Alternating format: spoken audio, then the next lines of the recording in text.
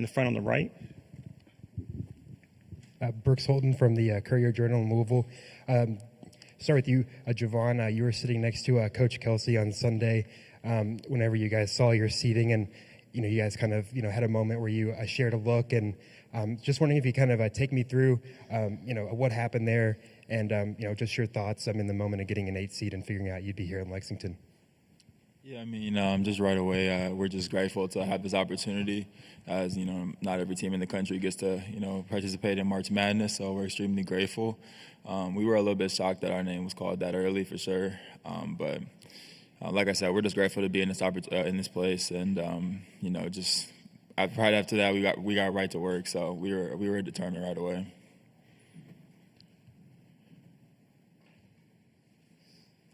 Second row on the left here.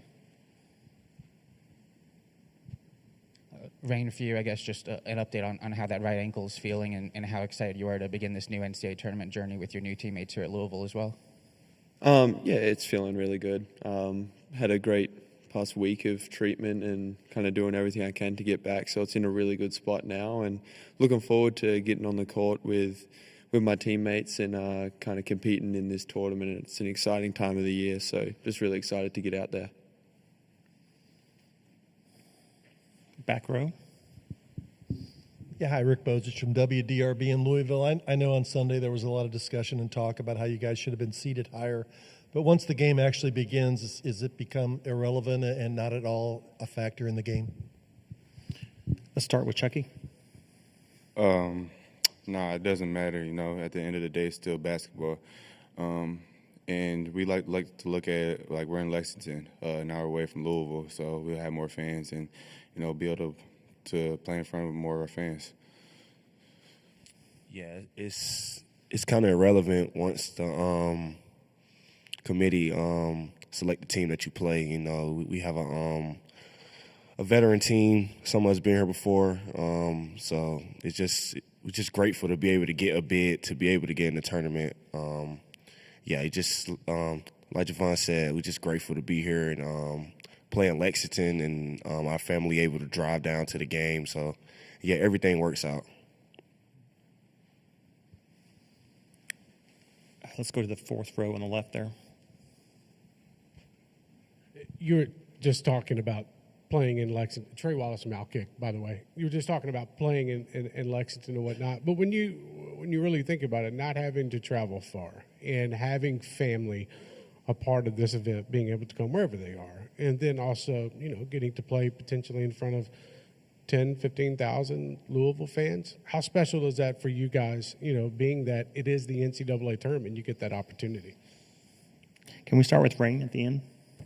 Yeah, it's really exciting, and once we kind of saw we were in Lexington, we kind of knew straight away that it's an opportunity for Louisville fans to come out at only an hour down the road. So it's definitely going to be a cool experience to kind of have those fans there, and for us just travel a little less, nicer on the bodies, so that's always good. So just looking forward to kind of getting out there in front of the fans. So let's do front row on the left first, please. Gary Graves, Associated Press. Reyne, I guess watching this team as you recover, what kind of personality have you seen them develop, that you feel like it has really helped them down the stretch, and where do you feel like now that, you're getting healthy, where you can contribute and kind of, take it to another level or maybe even in a different direction? First, it's just the toughness within the group. It's no matter how things are going, the connectivity of the team is really special, and I was kind of able to observe that over the last few games of sitting out and kind of just seeing just small different things of kind of how to react to stuff and kind of seeing how reactions kind of carry over. And for me, it was just kind of learning just kind of those small things and how I can help the team when I come back, and kind of having a new look after the days and games that I was out is kind of just giving it like a little different approach now coming into the next game. In the front on the right. This could be for Javon, Terrence, or Chucky. Could you speak to just, on what it was like to play the past week in Charlotte without Reyne in the lineup, and just how that maybe changes the things you're doing on offense, and just what it's been like to get him back in the rotation now this week heading into the tournament. I could say that it's always better when Reyne is on the floor because he spaces the floor and he kind of knows the system like the back of his hand because he's been with the coaches and he helps us a lot with the offense and just send cuts up, send things up, and he just make your job much easier. He help out a lot of guys that come in the game, because he know all the spots. He's just a great leader on the court, and we're just lucky that we was able to get over the hump a couple times without him on the court. But the court's so much spaced out when he's on the floor. It's just so easy to get downhill and find him in transition. He just do all the right things, and it just make our jobs a little bit more easier. In the back on the right. Yeah, Chucky, Coach McDermott mentioned he's known you since the 8th grade, being from Omaha. And then Stephen Ashworth said that you guys played pickup some, I guess, during the last summer. First of all, was Creighton ever a consideration for you? And secondly, what do you consider the challenges going against Ashworth tomorrow? Yeah, he's a great guard. He never stops running. That's one thing about him. Even in the open gym when we play, he's just constantly moving. So, that's where we're going to have to keep our focus at because, if we lose focus on him, he can get away from us in an instant, and he knocks threes down from NBA range and beyond that. So we just got to know where he's at all times, and be able to stop him in transition.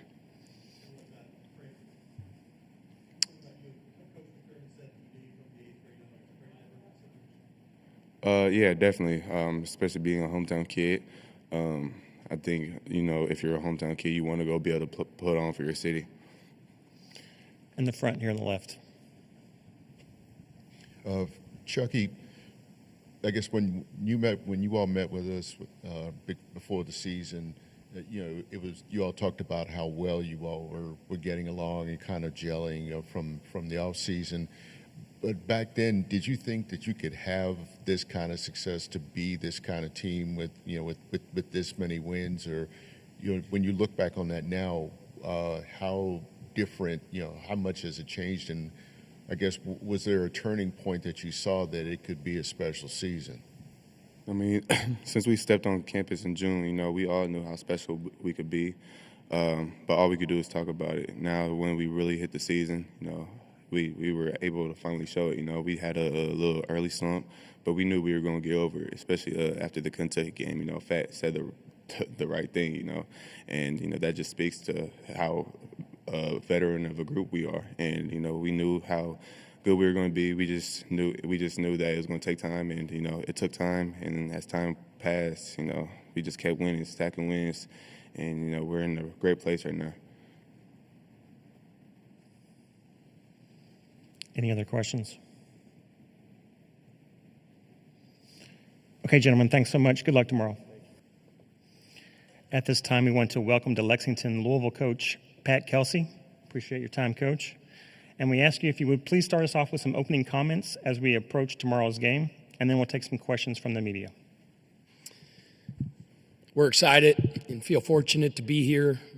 I believe in my heart that March Madness, the NCAA tournament, my mentor Skip Prosser used to call it the national tournament, is the greatest spectacle in American sports.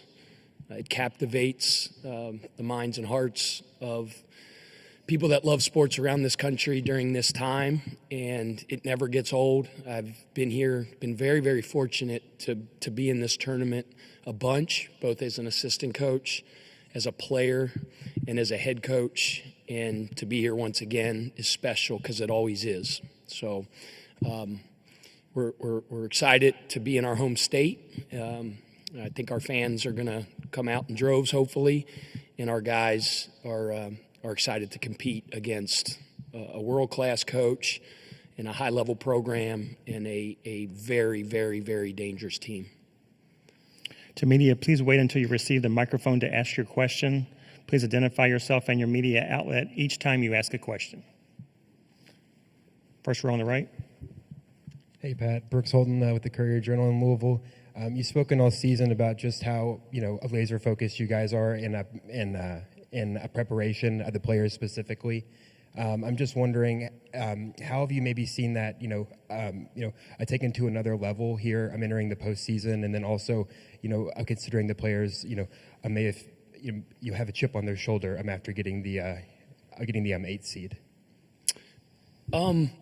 Yeah, I mean, Brooks, you've been in every single press conference that I've had all year long, and that laser-focused approach and attention to detail that our guys have never wavers and never changes.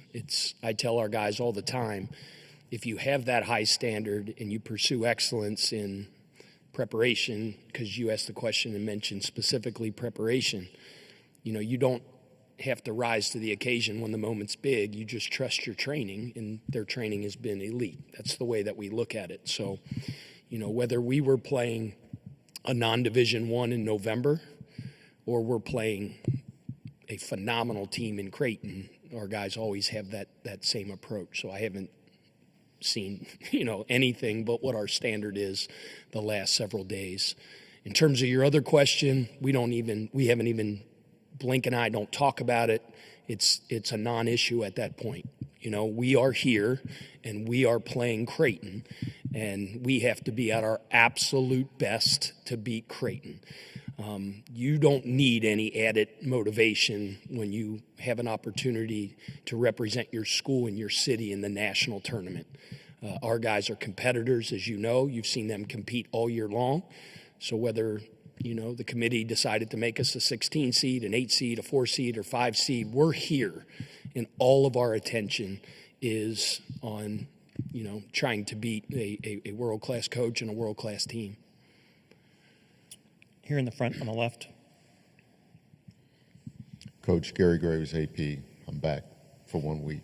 I guess when you talk about the laser focus of this team, I guess in having 2 10-game winning streaks, obviously it shows how well you can bounce back from losses.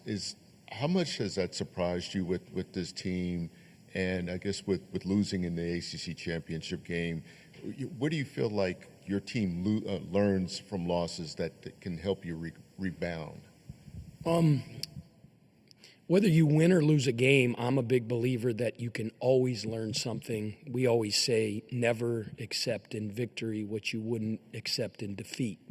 So our game review, in the midst of, you mentioned, several double-digit win streaks, never changed. The standard never changed that next day when we reviewed the tape. Like I tell our staff, and my approach is act like we lost.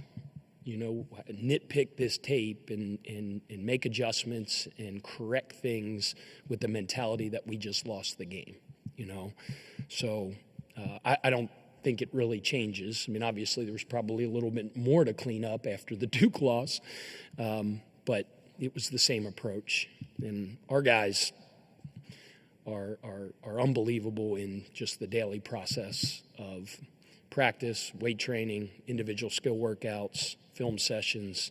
The next thing is what we always focus on and try to be the best at that. Front row on the right, please. Cameron Drummond with the Lexington Herald-Leader. Pat, I know you've touched on this a little bit before, but getting the draw in Lexington, it's 80 miles east. This place is going to be packed with Louisville fans tomorrow. How much is that kind of home court advantage something that you guys intend to and need to harness in a game against Creighton? Yeah, I mean, Creighton has a phenomenal fan base now. Like that atmosphere, and I've never coached there, but the reputation that their fan base has is well known and well documented. So, those people are going to travel. I don't think you can make the assumption that it's just going to be overcome with red. Like, I guarantee you there's going to be a bunch of Creighton in there too. But, being right down the road and making it easy for our fans to travel here is a positive. And, I know how I talked about Creighton's fan base, and they have a phenomenal reputation, but being here at the University of Louisville for the last almost going on 1 full calendar year, it was apparent to me very, very early on, and I already knew it. I grew up right up the road in Cincinnati. I was a Xavier fan, and I played at Xavier, but you knew one of the greatest brands in all of collegiate basketball was right down the road growing up. And I grew up in the 80s, and that was the heyday of all heydays with multiple national championships. And I remember, going to a game one time. Xavier played Louisville at the Cincinnati Coliseum. I forget what it was in, but I just remember, seeing that and being in awe, really, of that name across the chest when they came out and the big CARDS chant. And now I hear that in my sleep because I hear it all the time. It's pretty cool. So we have a passionate fan base. They have a passionate fan base. It's the greatest time of the year. It's going to be a great college basketball atmosphere and a big-time game. Third row on the left. John Hill with the Lexington Herald Leader. Coach, how have you seen Ali Khalifa approach his rehab and the red shirt this year, and what role does he have for you guys now that? Ali Khalifa is an extension of the coaching staff. He is one of the brightest basketball minds that I've ever coached. He has such a wonderful heart and gives of himself every day to help the players that aren't redshirting. He's taken great pride in taking James Scott under his wing. James has been a terrific player for us this year and one of the best rim threats, lob threats in the country. But he and James, GBT all the time. We call it GBT, Great Basketball Talk. And they're constantly talking about nuances of the game, schematics, not only just post play, but passing. It's fun to watch. He's been a member of our scout team, right? So it makes it a little bit hard when he's out there making those, because Ali Khalifa is one of the best passers in the world. He is a remarkable passer. Sometimes I get a little bit worried it hurts our guys' confidence because he's like picking us apart with back cuts and things like that. But wonderful young man, has worked really hard on his rehab and is making us better behind the scenes. Here on the front, on the left. Speaking of Scott, I guess the way that he has blossomed under that tutelage, how surprising is that to you, and where do you feel like he's taken his game, since, I guess, with the injuries that you've had? Yeah, so James came with us from Charleston. So last year at Charleston, I think he was the second youngest player in all of Division I basketball. And I'm going to get this statistic wrong, but I think he was top 5 in the country in dunks as a freshman. But the thing that I realized about James right away, and it kind of goes along with the answer that I had for Ali Khalifa before, is James is one of the most curious basketball minds I've ever been around. Like, curious. He is asking questions constantly. I wish he would get more hobbies and maybe enjoy college a little bit more, but like all the kid does is study basketball. He watches tape. If he's not doing that, he's watching an NBA game, and then he'll come in with some ideas and concepts. He's otherworldly when it comes to a voracious film watcher and learner of the game of basketball. He's been asked to really step up because of the injuries that we face, and our injuries that we've had throughout the course of the year are very well documented, with Cason Pryor going down for the year, Corin Johnson going out for the year, Noah Waterman missing 5 weeks with a broken thumb, Kadir Traore missing 6 weeks with a broken arm, Reyne Smith, who's missed the last several games for us. So guys like James, amongst other players, have really had to increase his usage in his role, and he plays enormous minutes for us. We rely on him heavily for a lot of things, but he does it with a smile on his face. He's tough as nails. You could see like the Batman or the crazy dark mask that he wears after got his teeth knocked out, had facial fractures, never missed a game. The Speed School of Engineering built that mask, which is another really cool story. He still hasn't replaced his teeth, so he looks like a hockey player, and I think he kind of likes it. So I got him smiling a little bit more, so I see those, the big gap there is kind of fun, but it's kind of become his identity a little bit. We have about 3 more minutes with Coach here in the front on the right. Yeah, sticking with James, and it's just you've talked about recently how he's taken such care in scouting the bigs you all have faced. I mean, this is obviously a huge matchup for him, going up against a Kalkbrenner. What does he do that's maybe different than some of the other bigs that you saw in Charlotte this past week? And I mean, it seems like you're going to have your handfuls. He's special. I mean, every superlative that I could possibly imagine. He's tough. He has a motor. He's skilled. He's got unbelievable hands. He's a ridiculous rim protector. He's, I talk about James's lob threats. He's, potentially the best lob threat in the country. He can score in the post. He's got touch around the rim. I mean, you name it. 4-time Defensive Player of the Year in the Big East, All-American, decorated as all get out. You mentioned James as a matchup. You got to guard him with all 5 guys, which is hard to do because they got other really, really good players. One's one of the best point guards in the United States of America with range when he gets off the bus. They got a bunch of other guys with range when they get off the bus.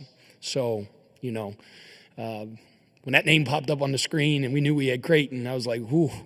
I'm a Xavier grad and a Xavier guy, so I keep my eye on, the Big East and things like that. And, I know how good they are. So, we have our hands full, and we've been working our butt off in preparation, and it'll be a big challenge, but we're excited about the challenge. Coach, we appreciate your time. Thanks so much. All right, thank you.